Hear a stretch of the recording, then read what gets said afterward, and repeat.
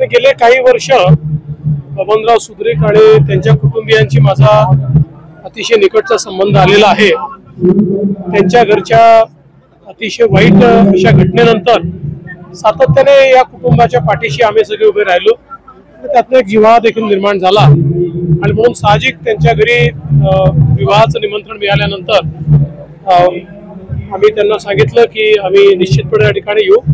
प्रवीण दरेकर जी, रामभाऊ शिंदे आणि मी आज वधूवरांना आशीर्वाद देण्याकरता आलो। तर जस्ट विवाह सोहळा संपन्न झालाय, त्यांना आशीर्वाद दिले आणि आता आम्ही निघालो। आठवडीतनं शरद पवारांनी सवाल केला की जनता काय म्हणते आम्ही ते ऐकू नये का? त्यांनी जनतेचं ऐकावं, कार्यकर्त्यांचं आणि खोटं सांगणाऱ्या नेत्यांचं ऐकू नये।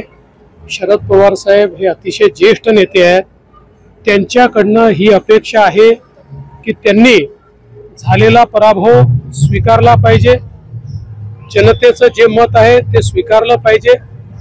विनाकारण लोकशाहीवरनं लोकांचा विश्वास उठेल, लोकशाही प्रक्रियेवरनं लोकांचा विश्वास उठेल अशा प्रकारची कारवाई किमान शरद पवार साहेबांनी तरी करू नये अशी आमची अपेक्षा आहे। कारण 50 वर्षापेक्षा जास्त प्रदीर्घ अनुभव असलेले ते नेते आहेत। अशा नेत्यांनी अशा परिस्थितीमध्ये संयमाने वागायचं असतं आणि पराभव स्वीकारायचा असतो।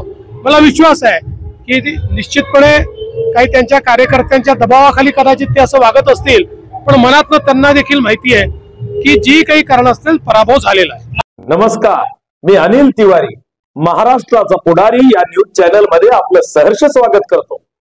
गावगाडा ते मराठवाडा, राष्ट्र, महाराष्ट्र, पश्चिम महाराष्ट्र, नात्याचा अनुबंध ते कोकण, न्याय हक्क लढा संदर्भ ते विदर्भ, समस्या असो की अडचण, उत्साह असो की आनंदाचा क्षण, क्षणात आपल्या दारी महाराष्ट्राचा पुढारी।